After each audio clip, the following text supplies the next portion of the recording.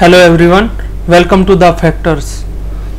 आज हम इस वीडियो में जो हमारी करेक्शन विंडो ओपन हुई है सीजीएल फॉर्म के लिए, उससे रिलेटेड डाउट्स को क्लियर करेंगे। बहुत से एस्पिरेंट्स को उसमें काफ़ी डाउट्स आ रहे हैं कि करेक्शन विंडो में काफ़ी चीज़ें अलग हैं, किसी को कुछ समझ नहीं आ रहा, कैसे करेक्शन करनी है, कैसे क्या करना है। कई बच्चों ने करेक्शन के लिए करेक्शन नहीं करनी थी, फिर भी करेक्शन वाले लिंक को ओपन कर लिया तो उसमें पेमेंट मांग रहा है। तो हम इन सब डाउट्स को एक तो क्लियर करेंगे जो मेरे डीएम्स में आए हुए हैं और टेलीग्राम चैनल पे हमसे एस्पिरेंट्स ने पूछ रखे हैं, तो उसमें काफ़ी कॉमन डाउट्स हैं बच्चों के, तो उनको लेके हम अभी डाउट्स डिस्कस करेंगे और बाकी हम अपनी तरफ से भी बताएंगे कि क्या क्या चीज़ें आपको करेक्शन विंडो में अपने ध्यान रखनी है। ठीक है, तो सबसे पहले एक तो जो मेजर इशू आ रहा है वो इशू आ रहा है करेक्शन विंडो को लेके कि अगर आपको करेक्शन नहीं भी करनी थी और आपने करेक्शन विंडो पे करेक्शन वाले लिंक पे क्लिक कर दिया तो उसमें आपसे फिर पेमेंट ऑप्शन मांग रहा है। तो बहुत से बच्चों का डाउट है कि मैं पेमेंट करूं या ना करूं, अगर पेमेंट नहीं करूंगा तो क्या मेरा फॉर्म रिजेक्ट तो नहीं हो जाएगा, और पेमेंट करनी नेसेसरी है या नहीं। तो इसके रिगार्डिंग अगर आपने कोई भी करेक्शन नहीं किया है तो आप पेमेंट ना करें वहां पे, क्योंकि अगर आपने करेक्शन ही नहीं किया तो आपने जो पहले फॉर्म भरा था आपका वही वैलिड होगा, आपको पेमेंट करने की कोई जरूरत नहीं है। हाँ, अगर आपने कोई करेक्शन की है और फिर पेमेंट नहीं की तो वो करेक्शन होके नहीं आएगी, आपके पहले वाला फॉर्म ही वैलिड माना जाएगा। इसलिए करेक्शन विंडो का लिंक पे क्लिक करने से बचे अगर आपको कोई करेक्शन ना करना हो, और अगर आप करेक्शन कर रहे हो तो फिर उसकी पेमेंट करनी है। और अगर आपने कोई भी करेक्शन नहीं किया, आपके पहले वाला फॉर्म आपको वैलिड लग रहा है, तो फिर आपको कोई जरूरी नहीं है पेमेंट करना। ठीक है, ये एक तो सबसे बड़ा डाउट आ रहा था। एक डाउट आ रहा था ओबीसी को लेके। ओबीसी सर्टिफिकेट कुछ बच्चों की 3 साल से पुरानी है और अभी जो नई बनवाई है वो कट ऑफ डेट के बाद की है। तो इसमें मैं आपको बता दूं कि ओबीसी सर्टिफिकेट की जो सुप्रीम कोर्ट की रूलिंग है वो ये है कि कट ऑफ डेट से 3 साल पहले और 6 महीने बाद तक की आपकी ओबीसी वैलिड रहती है। तो इसमें कोई भी बच्चा ओबीसी की अपनी कैटेगरी को चेंज नहीं करेगा कि ओबीसी से जनरल कैटेगरी कर दे, ऐसा किसी को भी नहीं करना है। ठीक है, और मैं डाउट्स देखता हूं डीएम्स में आ रखे हैं काफी बच्चों के, तो उसमें क्या क्या है वो सब देख लेता हूं। हाँ, करेक्शन विंडो कल 11 बजे तक है। ठीक है, 11 जुलाई को 11 बजे तक करेक्शन विंडो है, तो जब तक जिसको जो भी कोई अपनी करेक्शन करनी हो वो करेक्शन कर सकता है। कईयों के जो फोटो है जो उन्होंने फॉर्म में सबमिट किया है उसके बैकग्राउंड में कुछ गड़बड़ होने की वजह से वो फोटो में भी इशू आ रहा है, तो वो अपनी फोटो अपडेट कर दे और अपडेटेड पेमेंट के लिए उस पर क्लिक कर दें। क्रॉस का साइन आया हुआ है उनकी फोटो पे, तो वो फोटो को अपडेट कर दे और पीछे कंप्लीट वाइट बैकग्राउंड में अच्छे से फोटो क्लिक करके तब करें। ठीक है,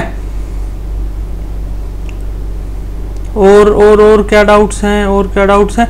हाँ, इसमें एक चीज मैं आपको कहना चाहूंगा कि आप जो करेक्शन विंडो का लिंक है उस पे क्लिक करने से बचें, इस चीज का जरूर ध्यान रखें। करेक्शन विंडो पे करेक्शन के लिंक पे क्लिक करने से बचें अगर आपको कोई करेक्शन नहीं करना है तो। ठीक है, वरना वो आपका पेंडिंग दिखाएगा और फिर आपको बिना बात स्ट्रेस होगा कि मेरा फॉर्म पेंडिंग दिखा दिया, कहीं मेरा फॉर्म रिजेक्ट तो नहीं हो जाएगा ये वो। ठीक है, बाकी और क्या डाउट्स हैं। हाँ, एक सबसे बड़ा डाउट ये है कि बच्चों का काफी का जब तक फॉर्म भरने की डेट थी तब तक एसएससी सीजीएल का जो क्वालिफिकेशन है ग्रेजुएशन, उसका रिजल्ट नहीं आया था। और अब जब फॉर्म भरने की डेट चली गई बट करेक्शन विंडो से पहले उनका रिजल्ट आ गया है, तो क्या उन्हें रिजल्ट अपडेट करना है? तो इस केस में आपको रिजल्ट अपडेट नहीं करना है, पास्ड नहीं लिखना है वहां पे, क्योंकि आपकी जो कट ऑफ डेट्स होती है डॉक्यूमेंट्स की, जो भी आपके एजुकेशन क्वालिफिकेशन की डेट्स होती हैं, वो सब डेट्स आपके जो फॉर्म भरने की लास्ट डेट है,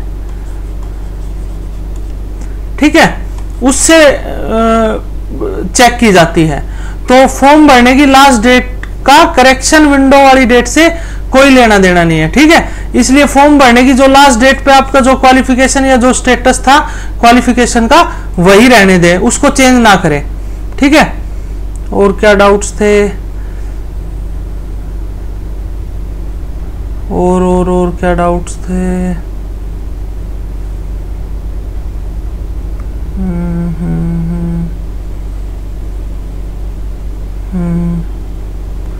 एक कुछ डाउट आ रहे हैं कि CHSL में अपलोड की फोटो वो फुल शो हो रहा है प्रिंट के टाइम में, तो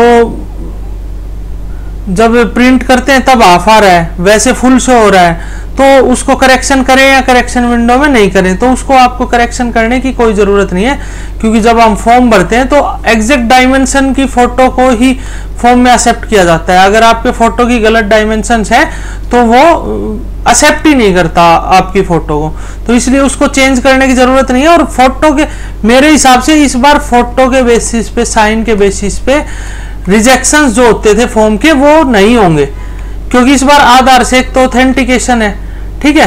तो ऐसा तो कुछ है नहीं कि फेक फॉर्म्स भरे जा रहे हैं या किसी और की जगह कोई फॉर्म भर दे रहा है, तो इसलिए फोटो और साइन वाले रिजेक्शंस इस बार जहां तक है देखने को नहीं मिलेंगे SSC में, ठीक है।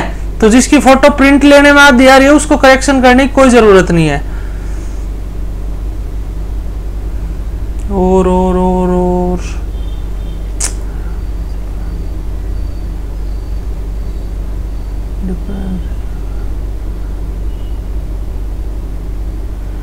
OBC NCL सर्टिफिकेट किस लेवल तक का होना चाहिए, एक ये डाउट आ रहा है।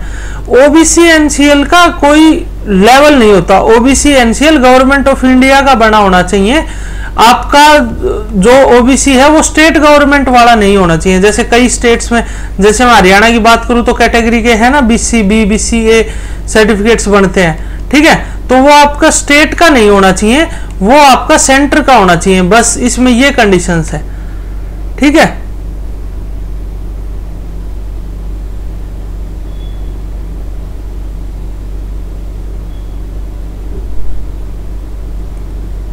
ऐसे ही सिग्नेचर का मैंने आपको बता दिया, शॉर्ट सिग्नेचर किए हैं फॉर्म में, कोई प्रॉब्लम तो नहीं होगी।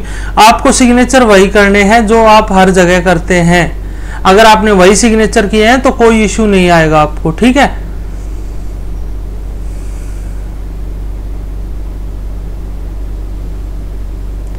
और हाँ, एक गर्ल्स का जो, जैसे कि गर्ल्स की एग्जाम फॉर्म की फीस नहीं है, ठीक है, बट करेक्शन विंडो में करेक्शन करने की फीस गर्ल्स की भी लग रही है, ये कुछ बच्चों ने बताया है, ठीक है। तो इस चीज का भी ध्यान रखें, गर्ल्स को फीस डिपॉजिट करनी पड़ रही है अगर उन्होंने करेक्शन विंडो में कुछ करेक्शन किया है तो, ठीक है।